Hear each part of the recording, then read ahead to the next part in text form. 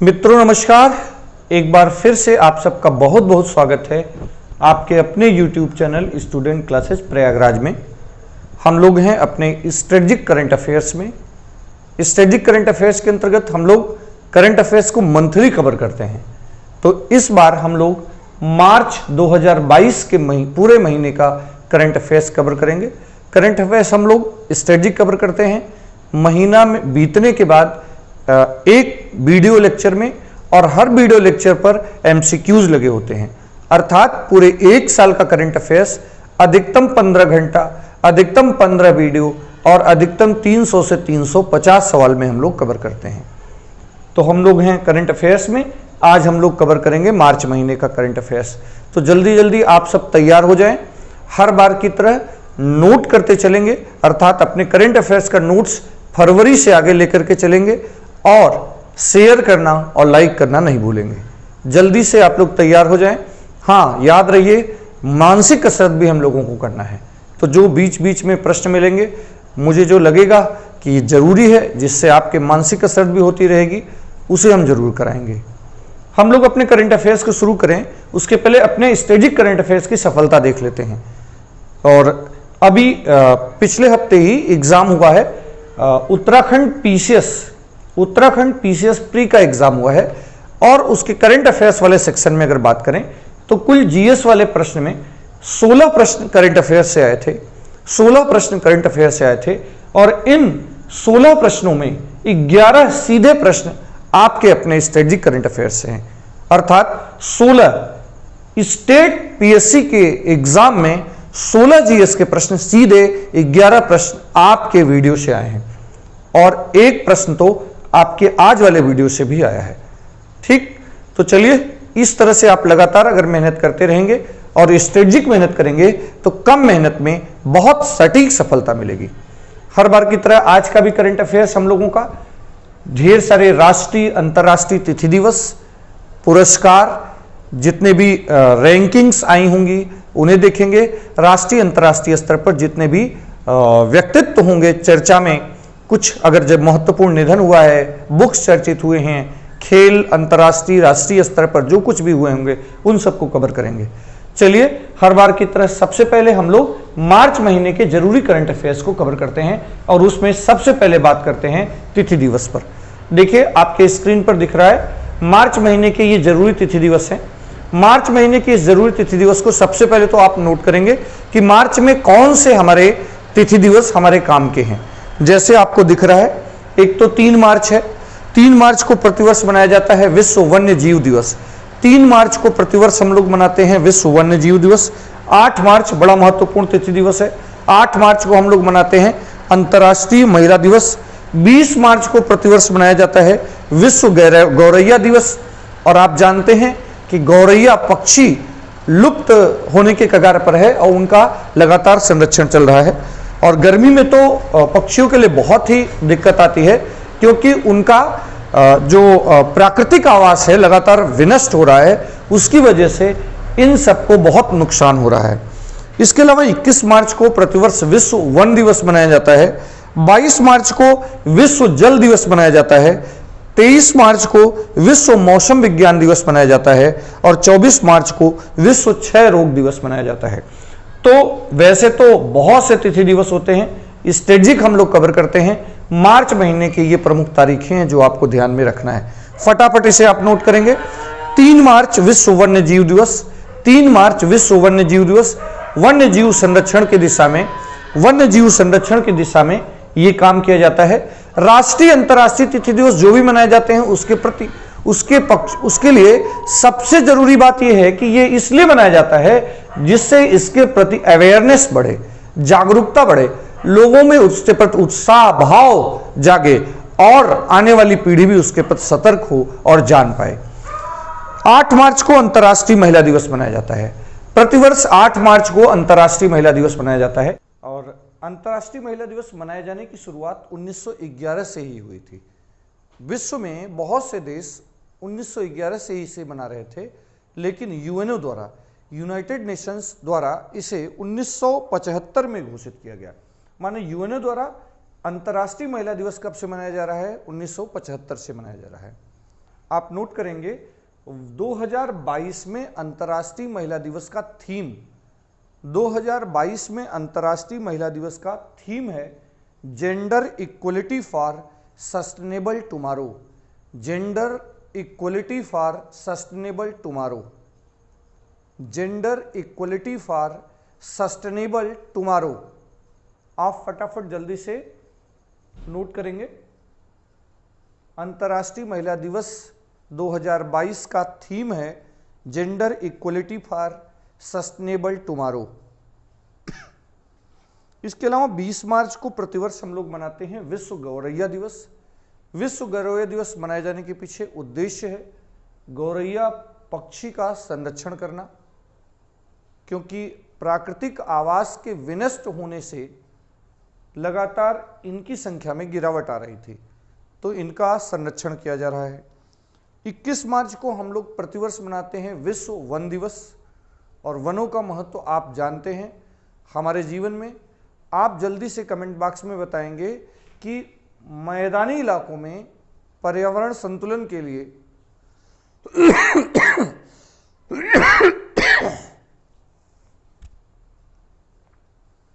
मैदानी इलाकों में पर्यावरण संतुलन के लिए कम से कम कितने क्षेत्रफल पर वनावरण आवश्यक है। कमेंट बॉक्स में जल्दी से आप बताएंगे कि मैदानी इलाके में कम से कम कितने एरिया में पर्यावरण संतुलन के लिए वनावरण होना आवश्यक है। 22 मार्च को प्रतिवर्ष विश्व जल दिवस मनाया जाता है। 22 मार्च को प्रतिवर्ष विश्व जल दिवस मनाया जाता है और इसके पीछे उद्देश्य है जल संरक्षण। इसके पीछे उद्देश्य है जल संरक्षण।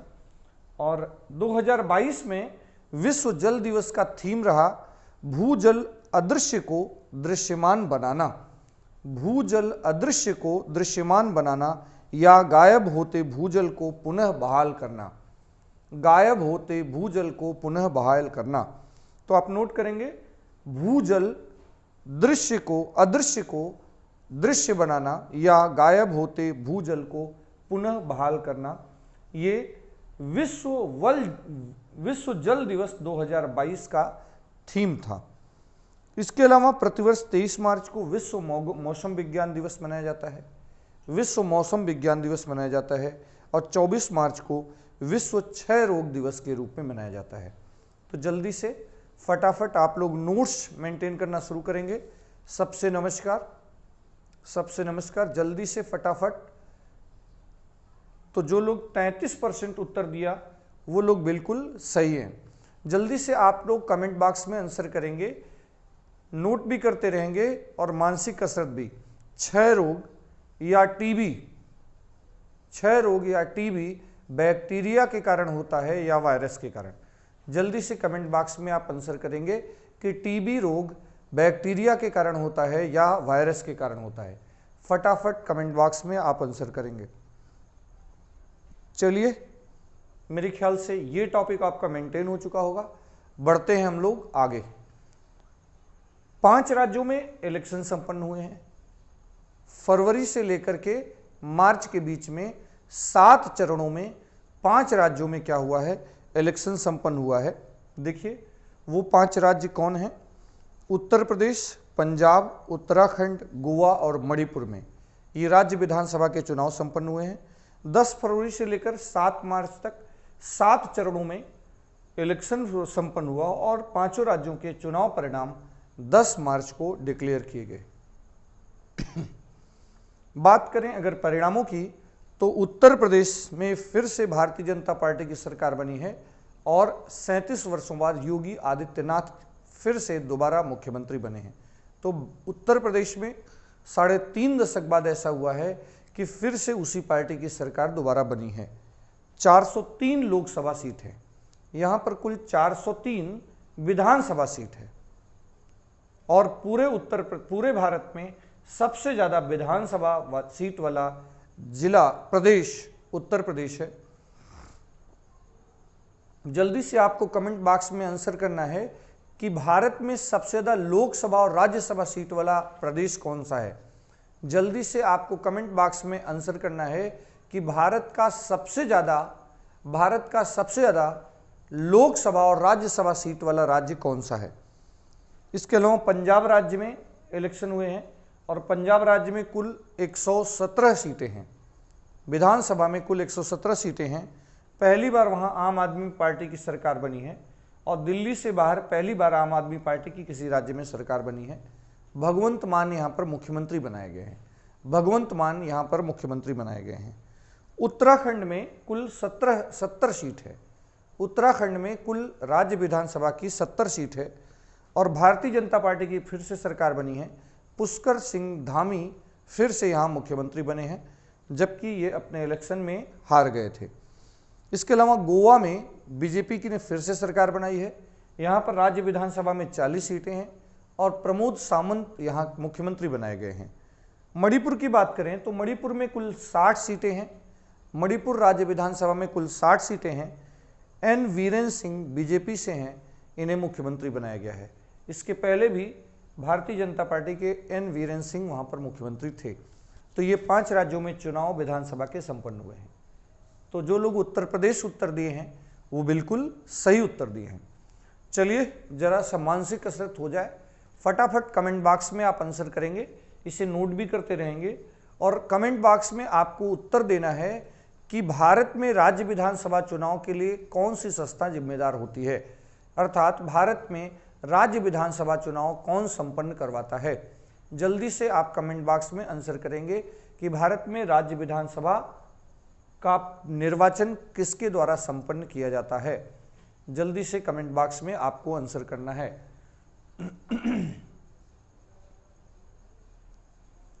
कमेंट बॉक्स में आपको आंसर करना है।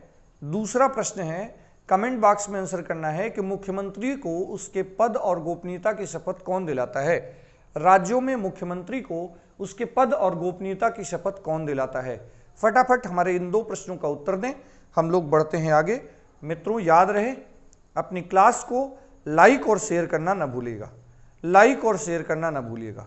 अपने सोशल मीडिया प्लेटफॉर्म पर आप जिन और एजुकेशन ग्रुप में होंगे वहाँ जरूर इसे शेयर करेंगे और अपने चैनल और अपने वेबसाइट की जो भी टेस्ट लगाएंगे उन सबको आप अपने फेसबुक पर जरूर शेयर करेंगे। चलिए हम लोग बढ़ते हैं आगे। यहाँ तक की बात आपने मेंटेन कर ली होगी। तो जो लोग कमेंट बॉक्स में आंसर कर रहे हैं केंद्रीय निर्वाचन आयोग और दूसरे प्रश्न का उत्तर है राज्यपाल, बिल्कुल सही कह रहे हैं। चलिए हम लोग बढ़ते हैं मार्च महीने के कुछ प्रमुख पुरस्कारों की ओर। इसमें सबसे पहले पुरस्कार है एबेल पुरस्कार की घोषणा की गई है। देखिए एबेल पुरस्कार की घोषणा की गई है। तो एबेल पुरस्कार के लिए डेनिस पार्नेल सुलीवन को 2022 के लिए चुना गया है। डेनिस पार्नेल सुलीवन को पुरस्कार घोषित किया गया है। और डेनिस पार्नेल हैं कौन? इन्होंने टोपोलॉजी के क्षेत्र में, बीजगणित में, ज्यामिति में योगदान दिया है और ये एक अमेरिकी गणितज्ञ हैं। तो एबेल पुरस्कार 2022 जो घोषित किया गया है वो इस बार डेनिस पार्नेल सुलीवन को दिया जा रहा है। डेनिस पार्नेल सुलीवन को दिया जा रहा है। ये अमेरिकी गणितज्ञ हैं। इन्होंने बीजगणित और ज्यामिति में, टोपोलॉजी के क्षेत्र में योगदान दिया है। तो देखिए एबेल पुरस्कार नॉर्वे की संसद द्वारा दिया जाता है। एबेल पुरस्कार 2002 से दिए जाने की शुरुआत हुई थी और इसे नॉर्वे की संसद द्वारा दिया जाता है। Norway academy of science and letters द्वारा यह पुरस्कार प्रदान किया जाता है। नॉर्वे में एक बड़े महान गणितज्ञ हुए नील्स हेनरी एबेल, उन्हीं की स्मृति में यह पुरस्कार दिया जाता है। इस पुरस्कार की स्थापना नॉर्वे की सरकार द्वारा किया गया है और नॉर्वे के गणितज्ञ नील्स हेनरी एबेल के नाम पर यह पुरस्कार दिया जाता है। यह पुरस्कार गणित के क्षेत्र में सबसे उत्कृष्ट योगदान है। एबेल पुरस्कार गणित के क्षेत्र का पुरस्कार है, नॉर्वे की सरकार द्वारा दिया जाता है। 2002 से यह पुरस्कार दिए जाने की शुरुआत हुई। एबेल गणितज्ञ थे, उन्हीं की स्मृति में यह पुरस्कार दिए जाने की शुरुआत की गई है और इस बार अमेरिकी गणितज्ञ को यह पुरस्कार दिया गया है।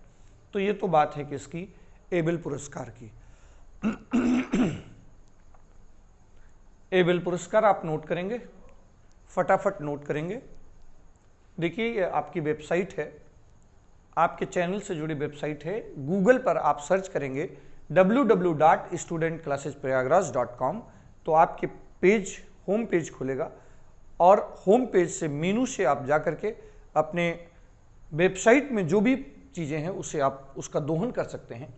अब देख लेते हैं कि हमारी वेबसाइट में क्या है। हमारी वेबसाइट में टॉपिक वाइज प्रैक्टिस क्वेश्चन लगे हुए हैं। टॉपिक वाइज प्रैक्टिस क्वेश्चन, सभी विषयों में टॉपिक वाइज प्रैक्टिस क्वेश्चन लगे हैं। इसके अलावा जितने भी आपके एमसीक्यूज हैं वीडियो बेस्ड, अर्थात यूट्यूब चैनल आपके स्टूडेंट क्लासेस प्रयागराज के जितने भी वीडियो हैं उन सब पर एमसीक्यूज लगे हुए हैं। उन सब का एमसीक्यूज कहाँ मिलेगा आपको? यहाँ मिलेगा। हालांकि उसका लिंक आपके वीडियो के डिस्क्रिप्शन बॉक्स में भी मिलता है। इसके अलावा फ्री नोट्स अवेलेबल हैं, जॉब अलर्ट अवेलेबल है। साथ ही साथ आपके इस वेबसाइट पर एक डेली क्विज आयोजित की जाती है शाम को 8 से 9 बजे के बीच में। शाम को डेली 8 से 9 बजे के बीच में जीएस के किसी न किसी टॉपिक को रिलीज किया जाता है। वो केवल 8 से 9 बजे के बीच ओपन होता है। आपको उसमें शामिल होना होता है और सबमिट करना होता है। तो डेली आप अगर करते रहेंगे तो एक बहुत बड़ा अभ्यास आपका हो जाता है और डेली रूटीन भी होता है। होम पेज पर आपको जाना होता है। होम पेज पर डेली टेस्ट का क्विज मिलता है, तो आप इसे जरूर लगाएं और शेयर भी जरूर करें। तो ध्यान रहे मित्रों, अपने वेबसाइट पर जाना रोज नहीं भूलेंगे। आइए बढ़ते हैं आगे। ऑस्कर अवार्ड की घोषणा हुई है। ऑस्कर 2022 की घोषणा हुई है। तो ऑस्कर अवार्ड फिल्म के क्षेत्र में दिया जाने वाला पुरस्कार है। कैलिफोर्निया में इसके लिए आयोजन होता है, अर्थात अमेरिका के कैलिफोर्निया में। ये US academy United state of America of motion picture science and art द्वारा इसे दिया जाता है। फिल्म के क्षेत्र में दिया जाने वाला ये सबसे बेस्ट पुरस्कार है। और अगर बात करें 2022 के लिए, तो भारत की कौन सी फिल्म के क्षेत्र में नामित हुई डॉक्यूमेंट्री, वो है writing with fire. Writing with fire ये नामित हुई है, ऑस्कर 2022 में नामित हुई थी। और अगर बात करें प्रमुख पुरस्कारों की, देखिए ऑस्कर विद फायर, ये आपको ध्यान में रखना है। इस तरह की प्रविष्टियां जब होती हैं, ऑस्कर मिले या न मिले, लेकिन नामित हुई इसलिए ही ये काफ़ी चर्चा में रहती है और वहाँ से प्रश्न बन चुके। अर्थात उत्तराखंड 2022 अप्रैल में जो एग्ज़ाम हुए हैं पीसीएस प्री का, वहाँ पर ये सवाल पूछा जा चुका है। आइए देख लेते हैं कि ऑस्कर 2022 में जो प्रमुख पुरस्कार गए हैं, इसे आप नोट करेंगे। प्रमुख पुरस्कारों में एक तो बेस्ट एक्टर का पुरस्कार गया है विल स्मिथ को। बेस्ट एक्टर का पुरस्कार गया है विल स्मिथ को, इसे आप नोट करेंगे। बेस्ट एक्ट्रेस का पुरस्कार गया है जेसिका चैस्टेन को। बेस्ट एक्ट्रेस का पुरस्कार गया है जेसिका चैस्टेन को। बेस्ट फिल्म कोडा, सियान हेडन द्वारा ये निर्देशित फिल्म है कोडा, CODA, कोडा फिल्म को। बेस्ट डायरेक्टर का अवार्ड गया है जिन कैंपियन को। जिन कैंपियन को, इनकी पिक्चर है the power of the dog. The power of the dog इस फिल्म के डायरेक्शन के लिए। और ये खास बात है कि महिला हैं और ऑस्कर के इतिहास में ये तीसरी महिला हैं जिन्हें डायरेक्टर के लिए पुरस्कार गया है, बेस्ट डायरेक्टर के लिए पुरस्कार गया है। इसके अलावा इंटरनेशनल फीचर फिल्म श्रेणी में जापानी फिल्म को ये अवार्ड गया है ड्राइव माई कार। जापानी फिल्म है ड्राइव माई कार, उसे ये पुरस्कार गया है। सर्वाधिक श्रेणी में अगर देखा जाए 2022 में सबसे ज़्यादा श्रेणी में किस फिल्म को पुरस्कार गया, तो वो है ड्यून फिल्म को कुल अलग अलग 6 श्रेणियों में पुरस्कार गया है। तो इसे आप नोट करेंगे। ऑस्कर अवार्ड में ऑस्कर अवार्ड कौन देता है, किस फील्ड में दिया जाता है, और इसके अलावा भारत की कौन सी डॉक्यूमेंट्री फिल्म के कैटेगरी में नामित हुई थी। साथ ही साथ best actor, best actress, best film, best director और बेस्ट इंटरनेशनल फिल्म, और सबसे ज़्यादा अवार्ड किस फिल्म को गए। जल्दी से आप इसे फटाफट नोट करेंगे। हम लोग कवर कर रहे हैं मार्च 2022 का करंट अफेयर्स। फटाफट आप जल्दी से इसे नोट करेंगे, जल्दी से आप इसे नोट करेंगे। और बात अगर ऑस्कर की हो रही है तो आप कमेंट बॉक्स में आंसर करेंगे, कमेंट बॉक्स में आंसर करेंगे कि हॉलीवुड कहाँ है। जल्दी से आप कमेंट बॉक्स में आंसर करेंगे कि हॉलीवुड कहाँ है। फटाफट जल्दी से कमेंट बॉक्स में आंसर करेंगे कि हॉलीवुड कहाँ है। ऑस्कर अवार्ड फिल्म के क्षेत्र का विश्व का सबसे प्रतिष्ठित पुरस्कार है। ऑस्कर अवार्ड फिल्म के क्षेत्र का विश्व का सबसे प्रतिष्ठित पुरस्कार है। ये US academy of motion picture and science and art द्वारा दिया जाता है। कैलिफोर्निया में इसका आयोजन होता है। जल्दी से कमेंट बॉक्स में आप अब मेरे प्रश्नों का उत्तर देंगे। ठीक, तो चलिए, मेरे ख्याल से आप इसे नोट कर चुके होंगे। हम लोग बढ़ते हैं आगे। देखिए, UNEP, United Nations environment programme, UNEP United Nations environment programme की एनुअल रिपोर्ट 2022 आई है नॉइस पोल्यूशन पर, ध्वनि प्रदूषण पर। और भारत का मुरादाबाद शहर को क्या कहा गया है कि भारत का सबसे ज़्यादा ध्वनि प्रदूषण और विश्व का दूसरा ध्वनि प्रदूषण वाला शहर है। मुरादाबाद को भारत का सबसे ज़्यादा ध्वनि प्रदूषण वाला और विश्व का दूसरा सबसे ज़्यादा ध्वनि प्रदूषण वाला नगर बताया गया है। और इस रिपोर्ट में बांग्लादेश के ढाका को सबसे ज़्यादा विश्व में नॉइज पोल्यूशन वाला शहर बताया गया है। हालांकि भारत की ओर से इस पर आक्षेप किया गया है और उस मेजर्स को नहीं बताया गया है वो कौन से आखिरकार मानक हैं जिन मानक के आधार पर यह रैंकिंग जारी की गई है, यह रिपोर्ट आई है। यूएनईपी का पूरा नाम है यूनाइटेड नेशंस एनवायरनमेंट प्रोग्राम। जल्दी से आप कमेंट बॉक्स में हमारे प्रश्न का उत्तर देंगे कि क्या ध्वनि निर्वात में चल सकती है, क्या ध्वनि तरंगे निर्वात में चलने में सक्षम होती हैं। कमेंट बॉक्स में आपको आंसर करना है, क्या ध्वनि तरंगे निर्वात में चल सकती हैं। और आपको दूसरा प्रश्न का उत्तर देना है कि ध्वनि की तीव्रता के मापन की इकाई क्या है। हम ध्वनि की तीव्रता किस में मापते हैं। फटाफट आपको उत्तर देना है, कमेंट बॉक्स में उत्तर देना है। चलिए, हम लोग बढ़ते हैं अगले रिपोर्ट की ओर। तो जो लोग उत्तर कर रहे हैं कि ध्वनि तरंगे निर्वात में चलने में सक्षम नहीं होती हैं, बिल्कुल सही। और जिन लोगों का उत्तर डेसिबल है वो भी बिल्कुल सही उत्तर दे रहे हैं। चलिए, हम लोग बढ़ते हैं अगले रिपोर्ट की ओर। एक रिपोर्ट आया है विश्व happiness report 2022, world happiness index, विश्व खुशहाली रिपोर्ट 2022।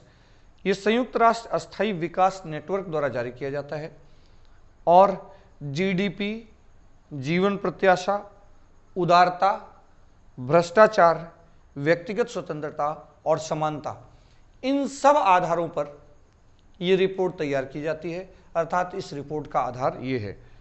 अगर बात करें कि ये जो रिपोर्ट है, इस रिपोर्ट में विश्व का सबसे खुशहाल देश कौन है, तो फिलहाल फिनलैंड फिर से विश्व का सबसे खुशहाल देश है। अर्थात ये जो 146 देशों की लिस्ट है उसमें सबसे टॉप पर फिनलैंड है। अर्थात दुनिया का सबसे खुशहाल देश फिनलैंड है। दूसरे नंबर पर डेनमार्क और तीसरे नंबर पर आइसलैंड है। बात करें भारत की, तो इसमें भारत की रैंकिंग 136वीं है। भारत की रैंकिंग 136वीं है। ये चिंताजनक है। पाकिस्तान, बांग्लादेश, ये सब भारत से बेहतर पोजीशन में दिखाए गए हैं विश्व खुशहाली रिपोर्ट में। अफगानिस्तान इस रिपोर्ट में सबसे निचले पायदान पर है। अफगानिस्तान इस रिपोर्ट में सबसे निचले पायदान पर है, अर्थात 146वें पायदान पर है। और हर साल 20 मार्च को मनाया जाता है अंतर्राष्ट्रीय प्रसन्नता दिवस। अंतर्राष्ट्रीय प्रसन्नता दिवस हर साल 20 मार्च को मनाया जाता है अंतर्राष्ट्रीय प्रसन्नता दिवस।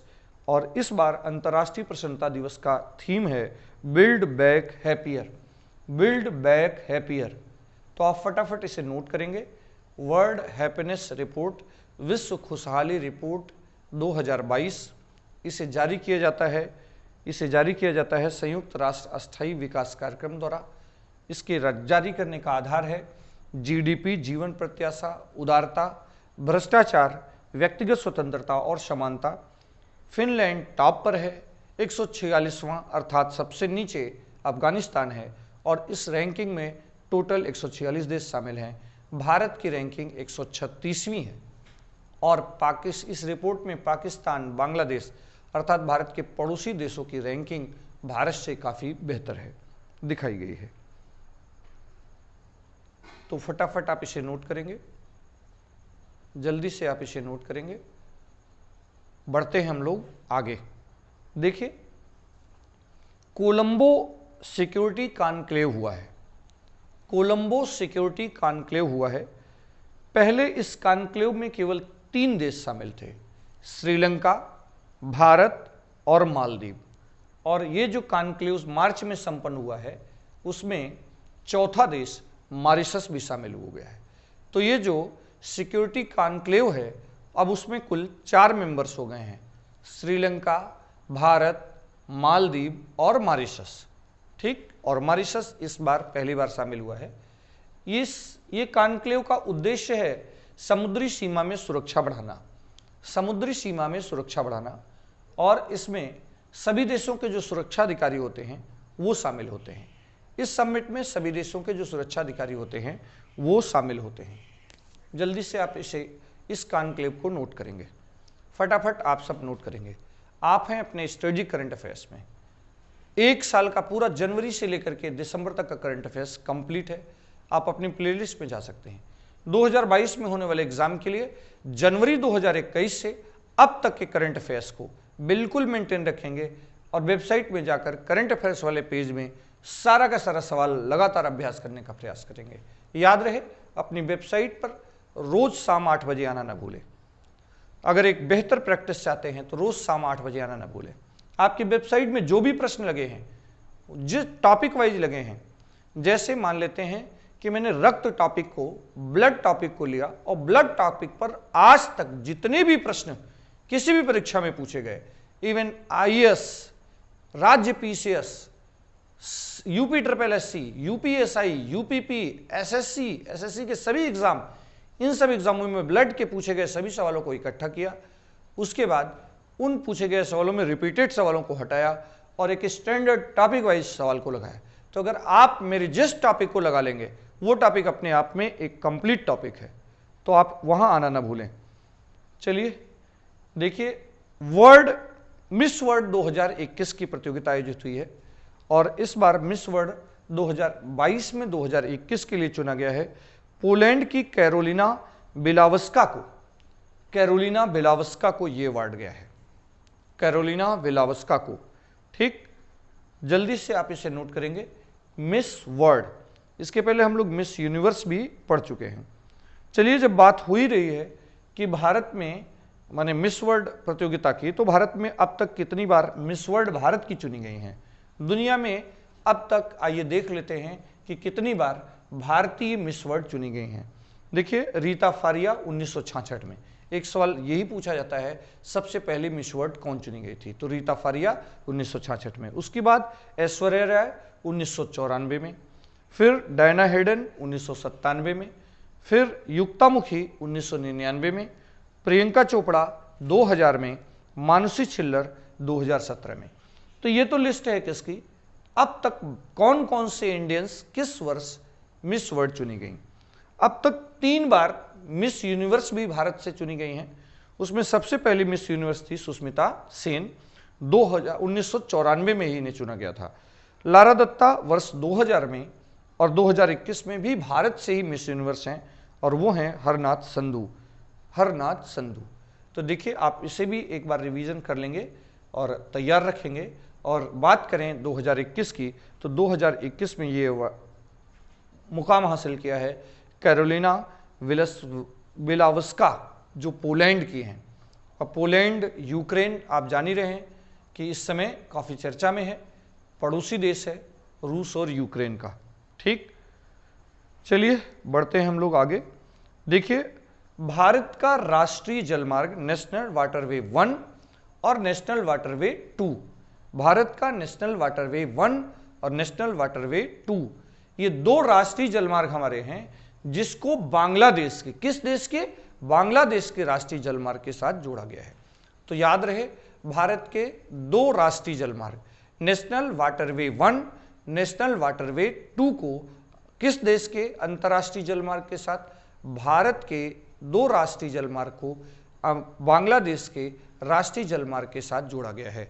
राष्ट्रीय जलमार्ग भारत का नेशनल वाटरवे 1 हल्दिया, प्रयागराज से हल्दिया, प्रयागराज में नैनी से चलकर हल्दिया गंगा नदी पर स्थित है। ठीक, चलिए, विश्व स्वास्थ्य संगठन WHO द्वारा WHO global centre for traditional medicine की स्थापना के लिए गुजरात में कैबिनेट ने मंजूरी दी है। इसे कहाँ स्थापित किया जा रहा है? गुजरात में। यह वैश्विक संस्थान है जो प्राकृतिक चिकित्सा, आयुर्वेदिक, आयुष चिकित्सा को बढ़ावा देगा और पूरी दुनिया में इसे आगे ले जाएगा।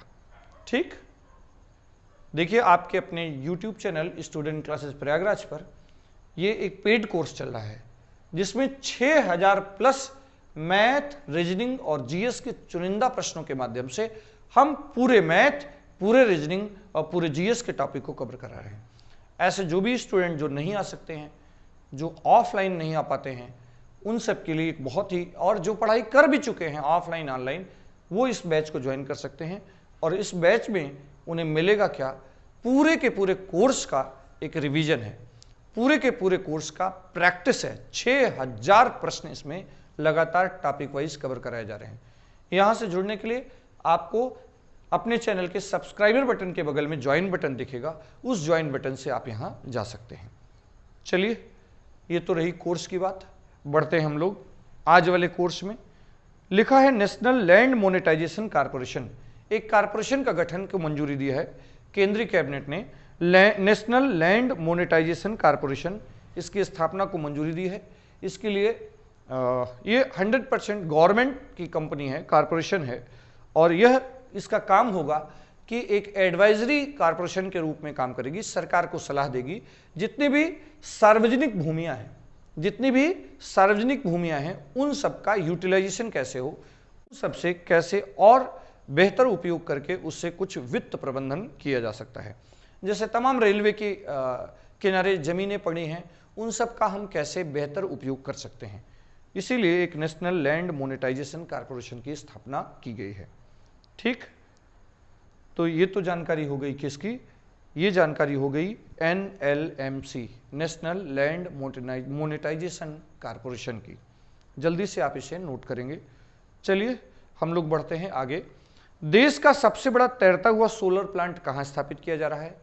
देश का सबसे बड़ा तैरता हुआ सोलर प्लांट तमिलनाडु में स्थापित किया जा रहा है। यह एक तालाब के ऊपर स्थापित किया जा रहा है। तो देश का सबसे बड़ा तैरता हुआ सोलर प्लांट कहाँ स्थापित किया जा रहा है? तमिलनाडु में। आप जल्दी से कमेंट बॉक्स में आंसर करेंगे कि तमिलनाडु पूर्वी घाट की ओर स्थित राज्य है कि पश्चिमी घाट की ओर? तमिलनाडु पूर्वी घाट की ओर स्थित राज्य है कि पश्चिमी घाट की ओर? जल्दी से आप कमेंट बॉक्स में आंसर करेंगे और नोट भी करेंगे कि देश का सबसे बड़ा तैरता हुआ तालाब के ऊपर, पानी के ऊपर जो सोलर प्लांट लगाया जा रहा है वो कहाँ पर? तमिलनाडु में लगाया जा रहा है। मानसिक कसरत वाले प्रश्न का भी उत्तर आपको देना है फटाफट। तो जो लोग उत्तर दे रहे हैं पूर्वी तट, श्रीलंका की ओर, बंगाल की खाड़ी की ओर, बिल्कुल सही उत्तर दे रहे हैं, क्योंकि उसी के पैरेलल अपोजिट साइड पश्चिमी घाट, मालाबार तट पर हमारा केरल राज्य स्थित है। तो बिल्कुल सही उत्तर है। चलिए, केंद्र सरकार ने पिछले साल नागालैंड को 6 माह के लिए क्या किया था? 6 माह के लिए अशांत क्षेत्र घोषित किया था। इस बार केंद्र सरकार ने मार्च महीने में 6 माह के लिए असम राज्य को 6 माह के लिए असम राज्य को क्या किया है? असम राज्य को अशांत क्षेत्र घोषित किया है। जल्दी से आप इसे नोट करेंगे। और ये किस कानून के अंतर्गत? Arm forces special protection act. तो इस कानून के अंतर्गत जो हमारे सैन्य फोर्सेज हैं उनके पास कहीं भी ऑपरेशन करने की पावर होती है, और अपने उस ऑपरेशन में अगर उनसे कोई गलती हो जाती है तो उसके लिए किसी प्रकार की कोई भी सुनवाई नहीं होती है। तो यहाँ पर ऐसे पावर में, ऐसी जगहों पर सेना को शक्ति ज़्यादा मिल जाती है। और ये जो वहाँ पर क्षेत्रीय स्तर पर जो उन्माद बढ़ रहा था, जो वहाँ पर स्थानीय कट्टरता बढ़ रही थी, अर्थात जो वहाँ पर कट्टरपंथी लोग हैं जो वहाँ पर अलगाववाद के समर्थक लोग हैं उन सब पर अंकुश लगाने के लिए किया गया है। तो याद रहे, मार्च 2022 में असम राज्य को 6 माह के लिए अशांत क्षेत्र घोषित किया गया है। चलिए, एक महान गेंदबाज क्रिकेटर जो ऑस्ट्रेलिया से थे, शेन वार्न का निधन हो गया है 52 वर्ष की अवस्था में। 4 मार्च 2022 को महान क्रिकेटर, ऑस्ट्रेलियाई क्रिकेटर, गेंदबाज, स्पिन गेंदबाज थे, उनका हार्ट अटैक से निधन हो गया है। श्रीलंका के मुथैया मुरलीधरन के बाद ये दूसरे ऐसे क्रिकेटर थे जो 1000 विकेट लेने का इनके पास रिकॉर्ड था। No spin my autobiography, no spin my autobiography, Shane Warne ने अपनी आत्मकथा लिखी है। इनकी ये आत्मकथा है। तो आप शेन वार्न के बारे में जानेंगे। ऑस्ट्रेलिया के स्पिनर थे, इनके पास टेस्ट क्रिकेट में 1000 विकेट लेने का, और ये स्पिनर थे, स्पिनर बॉलर थे, और खिलाड़ी की वजह से काफ़ी कम उम्र में चले गए। चलिए, 5 मार्च 2022 को 5 मार्च 2022 को सिकंदराबाद में स्वदेशी रेल टक्कर रोधी जो तकनीकी है, कवच है, उसका परीक्षण किया गया।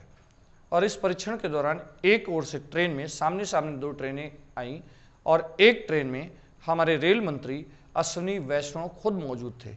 तो देखिए, कवच क्या है, स्वदेशी तकनीकी है। इस साल के बजट में भी हम लोगों ने पढ़ रखा था। इस साल के बजट में, बजट 2022 में हम लोगों ने पढ़ा था कि बजट में ऐलान किया गया है कि बजट 2022 में 2000 किलोमीटर तक हम कवच तकनीकी का विस्तार करेंगे।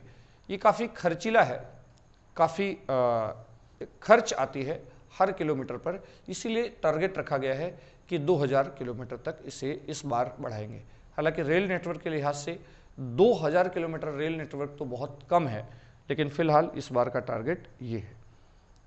चलिए, मार्च 2022 में अंडमान सागर और बंगाल की खाड़ी में क्या आया, एक तूफान उठा, चक्रवात उठा। इसका नाम आसनी था। इस चक्रवात का नाम आसनी था, और ये नाम दिया किसने? श्रीलंका ने। हम पहले भी एक वीडियो के में इस बात की चर्चा कर चुके हैं कि ये जो नामकरण होता है वो जो अरब सागर और बंगाल की खाड़ी पर तटवर्ती देश हैं उन सब का आपस में एक पैनल है, और उन सब पैनल द्वारा नाम दिए जाते हैं, और उन नाम को अल्फ़ाबेटिकली क्रम में सेट कर रखा है, और जो भी चक्रवात आते हैं उसका नाम पड़ जाता है, जिसका नंबर होता है, और जिस देश ने वो दिया होता है माना जाएगा। तो इस बार मार्च 2022 में ये जो चक्रवात आया, उस चक्रवात का नाम आसनी था, और ये नाम श्रीलंका ने दिया था। चलिए, हम लोग बढ़ते हैं आगे, इसे आप नोट कर चुके होंगे। 2 वर्ष बाद भारत में फिर से टूरिज्म के लिए उड़ानें शुरू हुई हैं, और एयरपोर्ट्स खोले गए हैं। कोविड की वजह से काफ़ी नुकसान हुआ पूरी दुनिया में, और जो टूरिज्म पर्यटन उद्योग था उसको बहुत लंबी क्षति हुई है। और भारत में इसे फिर से अट्रैक्ट करने के लिए भारत सरकार के टूरिज्म मंत्रालय ने कहा है, घोषणा की है कि पूरे विश्व के शुरुआती 5 लाख लोगों को वो निःशुल्क टूरिज्म वीज़ा देगा। तो भारत ने 5 लाख टूरिज्म निःशुल्क वीज़ा देने का घोषणा करी है। इसका उद्देश्य है कि देश में पर्यटन को अट्रैक्ट करना। ठीक, तो इसे आप नोट करेंगे। चलिए, हम लोग अपने करंट अफेयर्स को बढ़ाते हैं आगे। देखिए, ये है मध्य प्रदेश राज्य। मध्य प्रदेश राज्य ने घोषणा कर रखी है कि वो MBBS डॉक्टरी की पढ़ाई हिंदी माध्यम में करवाएगा। तो सारे कैरिकुलम तैयार किए जा रहे हैं। तो मध्य प्रदेश पहला राज्य है जिसने डिक्लेयर किया है कि वो MBBS की पढ़ाई किस में करवाएगा? हिंदी भाषा में करवाएगा। ठीक, वैसे तो अंग्रेजी भाषा में इसकी पढ़ाई होती है। चर्चा में झूलन गोस्वामी है। झूलन गोस्वामी हमेशा रिकॉर्ड और चर्चा में रहती हैं मेहनत की वजह से। झूलन गोस्वामी इस बार चर्चा में हैं। ये दुनिया की पहली महिला क्रिकेटर हैं जिन्होंने वनडे में 250 विकेट लेने का रिकॉर्ड रखा है। भारत की ये महिला क्रिकेटर हैं, और इन्हें रिकॉर्ड गया है कि 250 वनडे मैच में 250 विकेट लेने का श्रेय इनको गया है। ठीक, तो देखिए ये झूलन गोस्वामी का रिकॉर्ड है। इसके अलावा 22 मार्च को बिहार राज्य ने अपना 110वां स्थापना दिवस मनाया है। 22 मार्च को बिहार का स्थापना दिवस होता है। इस बार 110वां बिहार दिवस के रूप में मनाया है मार्च महीने में। और अगर देखा जाए तो 1912 में, पहले तो बिहार प्रांत नहीं होता था, ये बंगाल प्रांत के साथ होता था। ब्रिटिश काल में बिहार प्रांत की स्थापना इसी दिन 1912 में की गई थी। ठीक, इसके अलावा नागालैंड पहला राज्य है। नागालैंड देश का पहला राज्य है जिसने अपनी विधानसभा में पेपरलेस कार्य के लिए, अब वो अपनी विधानसभा में पेपर के बिना काम करेगा, कागज का यूज नहीं करेगा। उसके लिए उसने एक प्रणाली कार्यक्रम लागू किया है, नेशनल ई विधानसभा एप्लीकेशन, और इसको सबको डाउनलोड करना है और सीख रहे हैं। नागालैंड पहला राज्य है जिसने अपनी राज्य विधानसभा को पेपरलेस बनाया है। ठीक, तो जल्दी से आप कमेंट बॉक्स में आंसर करेंगे कि नागालैंड की राजधानी क्या है। जल्दी से आप कमेंट बॉक्स में उत्तर करेंगे कि नागालैंड की राजधानी क्या है। फटाफट कमेंट बॉक्स में आप आंसर करेंगे कि नागालैंड की राजधानी कहाँ है। इसके अलावा मार्च महीने में ही गुजरात के अहमदाबाद में प्रधानमंत्री नरेंद्र मोदी ने खेल महाकुंभ का शुभारंभ किया है। खेल महाकुंभ का शुभारंभ गुजरात के अहमदाबाद में प्रधानमंत्री नरेंद्र मोदी ने किया है। ठीक, इसके अलावा डोला उत्सव चर्चा में रहा। तो डोला उत्सव कहाँ का उत्सव है, मार्च महीने में मनाया गया। ये पश्चिम बंगाल का, हमारे पश्चिम बंगाल का उत्सव है। तो डोला उत्सव को भी आप ध्यान में रखेंगे। ठीक, डोला उत्सव को भी आप जल्दी से ध्यान में रखेंगे। 26 मार्च 2022 को अर्थ आवर मनाया गया। ठीक, इस बार 26 मार्च को मनाया गया। तो प्रतिवर्ष मार्च महीने के अंतिम शनिवार को रात में 8 से 9 के बीच में 1 घंटे के लिए जो लोग इस अभियान में शामिल होते हैं पूरे विश्व में अपने घरों की लाइट ऑफ कर देते हैं। और इसके पीछे उद्देश्य है कि क्लाइमेटिक चेंज, बदलते हुए मौसम परिवर्तन, कार्बन उत्सर्जन, इन सब के प्रति विश्व का ध्यान आकर्षित किया जाए। तो देखिए इस बार 26 मार्च 2022 को मनाया गया। तो देखिए ये मार्च 2022 का स्ट्रेटेजिक करंट अफेयर्स था। और स्ट्रेटेजिक करंट अफेयर्स का फायदा हमने बताया शुरू में ही कि अभी हम लेटेस्ट एग्जाम को देख रहे हैं, हर बार देखते रहते हैं। अभी जो लेटेस्ट एग्जाम हुआ है उस एग्जाम में उत्तराखंड पीसीएस प्री में जीएस वाले सेक्शन में कुल 16 प्रश्न आए थे करंट अफेयर से, जिसमें 11 प्रश्न सीधे आपके स्ट्रेटेजिक करंट अफेयर से हैं। तो फैसला आपके हाथ में है। 365 दिन, 365 घंटे, अधिकतम एनर्जी, 30,000 प्रश्न, 16 सवाल, या 365 दिन, 15 घंटे, 350 सवाल, 15 वीडियो, 11 से 12 सवाल। तो आप फैसला आपके हाथ में है। स्ट्रेटेजिक पढ़ने का क्या फायदा है? स्ट्रेटेजिक पढ़ेंगे तो बचेगा, स्ट्रेटेजिक पढ़ेंगे तो समय बचेगा, स्ट्रेटेजिक पढ़ेंगे तो बचे हुए समय को आप अपने एफर्ट को दूसरे महत्वपूर्ण विषयों में भी लगा सकेंगे, जैसे मैथ है, रीजनिंग है, जीएस है, इन सब सेक्शन में लगा पाएंगे।